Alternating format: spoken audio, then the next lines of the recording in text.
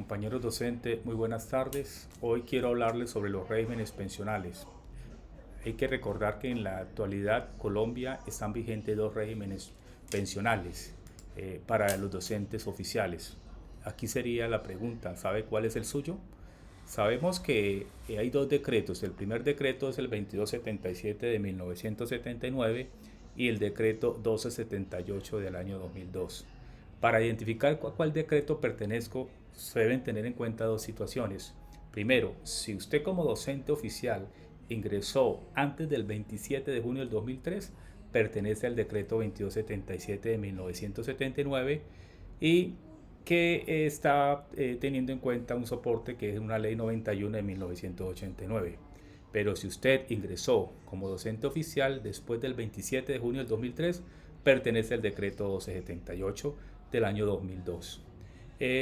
Aquí didácticamente lo dice como una forma cronológica, vemos que, o una línea del tiempo, hacia la izquierda, los maestros antes del 27 de junio del 2003 pertenecen a la ley 91 del 89 para efectos de pensión, y los maestros después del 27 de junio del 2003 pertenecen a la ley 100 de 1993.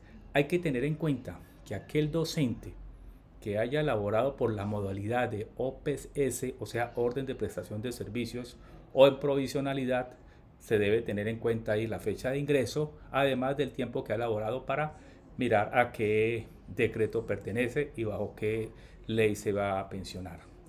Entonces, aquí viene una duda o una pregunta.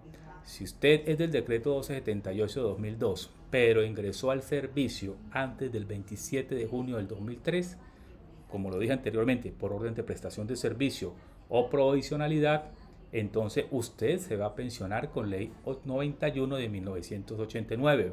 Por tanto, no todos los docentes 1278 son de ley 100 de 1993. Un ejemplo sencillo sería: Pedro Pérez ingresó como docente provisional el 11 de junio de 1994. Luego se vinculó por concurso el 16 de julio del año 2005. A la pregunta sería, bueno, Pedro Pérez se pensiona ¿dónde? ¿En qué año? ¿Con qué régimen? ¿O con ley 91 o con ley 100? Entonces la cuestión es la siguiente: ¿cuál sería nuestra respuesta al ejemplo? Tenemos dos respuestas. Yo puedo decir, sí, estoy de acuerdo porque Pedro Pérez ingresó por concurso el 16 de julio de 2005 y yo diría que sería el decreto 278. O puedo decir, no, no estoy de acuerdo porque Pedro Pérez ingresó en provisionalidad el 11 de junio de 1994. Y esta es la fecha que se debe tener en cuenta. Por tanto, la respuesta correcta es que Pedro Pérez se pensiona con ley 91 de 1989 porque él ingresó antes del 27 de junio del 2003. Él ingresó el 11 de junio de 1994.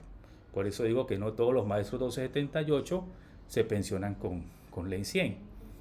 Miremos las diferencias y lo que se debe tener en cuenta, una característica fundamental: los maestros 2277 del 79 y los maestros 1278 del 2002. Para el maestro 2277 de 1979 se debe tener en cuenta la edad de 55 años, tanto hombres como mujeres, y el tiempo de servicio son 20 años. Vemos que el monto es 75%, donde se debe tener en cuenta el salario base de liquidación, que es la asignación básica, donde se promedia al último año de servicio o los últimos 12 meses, y se debe tener en cuenta los factores salariales. Hay que tener en cuenta también que hay compatibilidad entre salario y pensión. ¿Qué significa?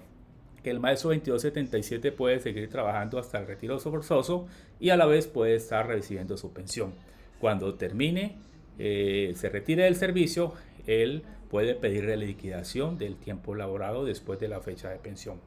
El maestro 1278 del año 2002 se pensiona con la ley 100 de 1993. Debe tener en cuenta la edad de 57 años de servicio, tanto hombres como mujeres, y el tiempo de servicio son 1300 semanas, equivalente más o menos a 26 años de servicio. El monto del porcentaje que va a recibir de su pensión sería entre un 65 y un 85%. Y sí, además la asignación básica se tiene que promediar de acuerdo al promedio de los últimos 10 años de servicio. Aquí la compatibilidad entre salario y pensión no se da. Él se retira o sigue trabajando, devengando un salario, pero no recibiría la pensión. Y la reliquidación pues no aplicaría. Eh, la pregunta es, bueno, ¿y cuáles son los factores salariales? Según el fallo del Consejo de Estado, el año 2019, en la sentencia SUJ 014, se dictaminó, se concretó que se debe tener en cuenta el sueldo promedio, las horas extras hacen parte del factor salarial, sobre sueldo que es tanto para directivos docentes, que son coordinadores o rectores, recibirán ese sobresueldo también como factor salarial, el porcentaje que se recibe adicional. Bonificación mensual, que en nuestro recibo de pago aparece una bonificación que la tenemos ganada en las diferentes situaciones que hemos salido a paro con la Federación Colombiana de Educadores. Además viene lo que es la bonificación pedagógica, que es año causado, tenemos una bonificación, un porcentaje destinado. Hay que también tener en cuenta, como lo dije anteriormente, que los docentes 1278, ellos no pueden disfrutar de la pensión solo si quieren hasta la edad de retiro forzoso, que son hasta los 70 años. Compañeros docentes, en una próxima oportunidad les hablaré de otro tema de interés para nuestro quehacer educativo y para que nosotros tengamos claro que el desconocimiento de la norma no lo exime a uno como servidor público de esa responsabilidad. Muchas gracias por su atención.